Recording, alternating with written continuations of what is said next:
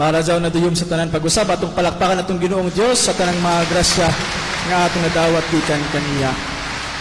Kanunay ta magdaig sa atong Ginoo kay isa sa mga kamatuoran sa atong Ginoo, usahay din nato matuuhan, usahay lisod dawaton, usahay lisod nga ilitok sa atong mga ngabil, apan usa ka matuoran sa atong Ginoo, pinalangga gyud ta sa atong Ginoo. Amen. Pinalangga ba ta sa Ginoo?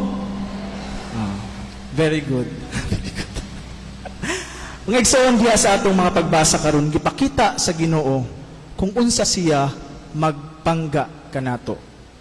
Diha sa itong personal nga kasinatian, usahay, mga pangutana kita kung kining kamatuoran sa pagkamahigugmaon, pagkamapinanggaon nga Dios, usahay, lisod tuuhan.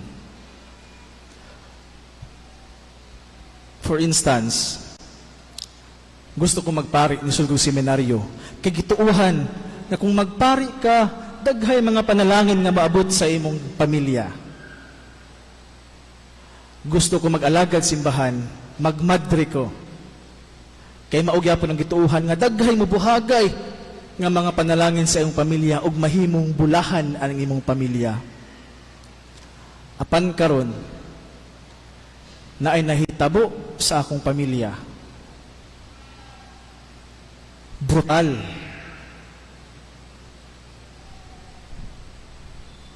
Laong kay hatagan ng panalangin ng pamilya. Laong kay ang panalangin sa Ginoo mo dagayday kung ako mag-alagad kaniya. Laong kay pinalangga ko sa Dios. Ba? Dugay kung nag-alagad sa simbahan, isip lector, isip LML, isip LA. Apan nga nung ingani mga kahitabo ko ng Ginoo pinalangga sa atong Ginoo. Kada adlaw ko nagsimba. Ang 9 ka adlaw, gihimo na akong napulok adlaw ang pagsimba. Apan wala gyapon natuman na akong wish sa katapusan. Mapinalanggaon ba kaha gyapon ang Ginoo? Usahay kining gitawag nato nga bersikulo sa tanang mga bersikulo. Nga ang bisang gamay pa nga bata makamemorize niini. John 3:16. Nga bisang gamay pa nga bata makabalo na, for God so loved the world, di ba? Apan kita nga nagkadako na, nagkadugay sa kalibutan, pero di naman nato ibutang sa una. Tungod sa mga problema, tungod sa mga panghitabo. Diba? Or, the other way around, palanggaon pabahagyapon ko sa Dios, bisan kung ingani ko makamakasasala. Mausab bang iyang pagpangga tungod sa akong nahimo? Mari atong mga pangutan na diha sa kaugalingon sa usa ka realidad sa Ginoo nga mapinanggaon. Diha sa itong ebanghelyo, atong nadungog nga nangalipay ang pamilya ni Zacarias ug ni Isabel tungod kay nanganak na gyud sila ug dugay na nila kining gipangayo sa Ginoo ug gihunahuna nila nga kining pagkadili nila pagpanganak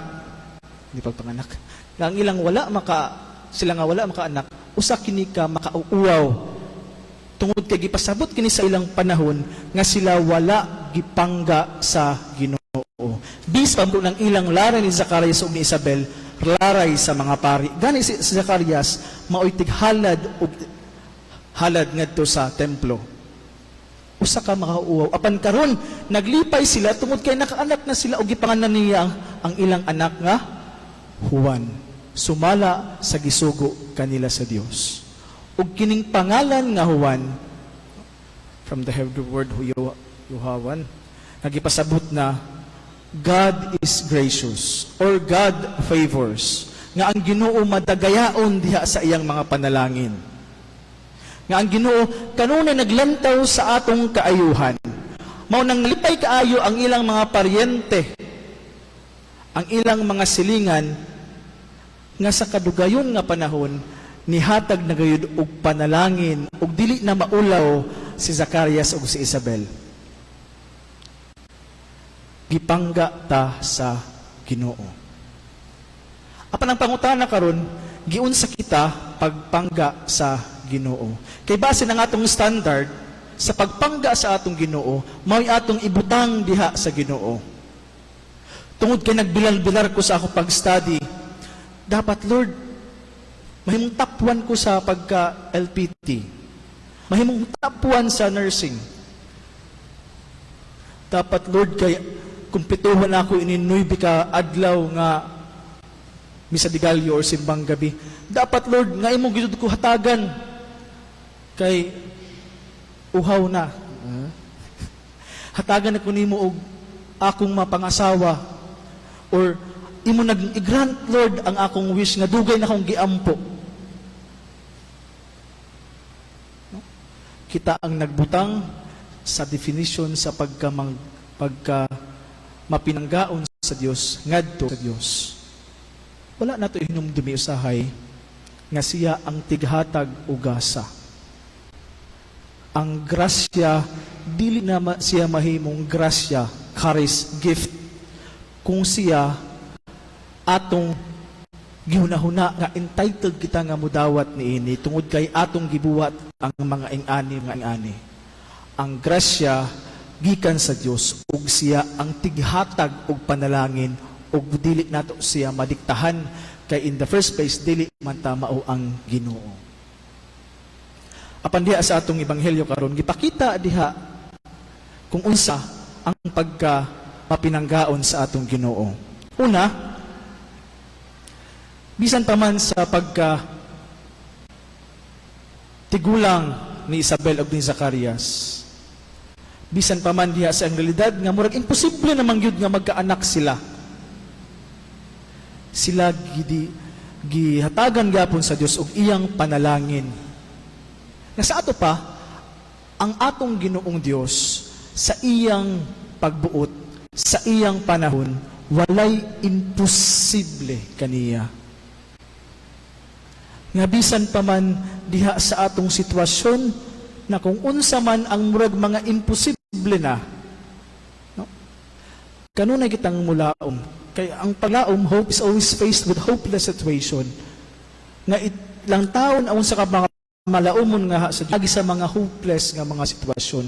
Ug kanunay kitang mulaom ngadto sa Dios. Dios nga walay imposible kaniya. Ikaduha, naandan nga ang ipangalan sa unang panahon sa ilaha nga ang ipangalan sa bata katong naay sa nadungog sa atong ebanghelyo, ang pangalan nga gidala sa mga kaliwat or amahan, nga ang pangalan unta ni Juan, di ba? Kinahanglan unta nga ang ilang naandan, ang ilang custom is Zacarias unta ang pangalan. Apan wala kinigi pa ngalan kaniya tungod kay ang atong Ginoo goes beyond sa kung unsa ang atong naandan. Unsay customary, ang grasya sa Dios mas labaw pa ni ana.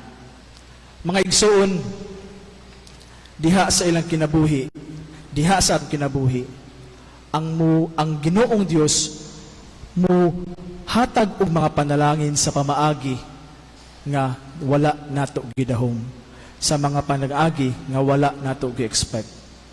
Ug kini kanunay ang atong ibutang sa atong kasing-kasing gunahuna nga kita bisan pa man sa kung unsang sitwasyon, sama ni Zacarias sa pag-ingon niya nga Juan ang ipangalan sa bata sa iyang pagsulat, diha nakasulti siya ug ang iyang pinakauna nga gilitok sa iyang mga ngabil mao ang mga pulong sa pagdaig.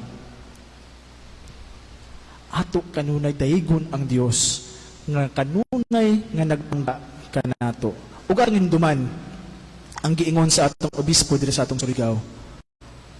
Ingon siya piyat, nga bisan pa man kung kita kusukusuhon, I know some of us are familiar, sa mga balod sa kinabuhi, atong hinumduman nga ang paghigugma ug ang kaluoy sa Dios sama usab sa lawod kalapad.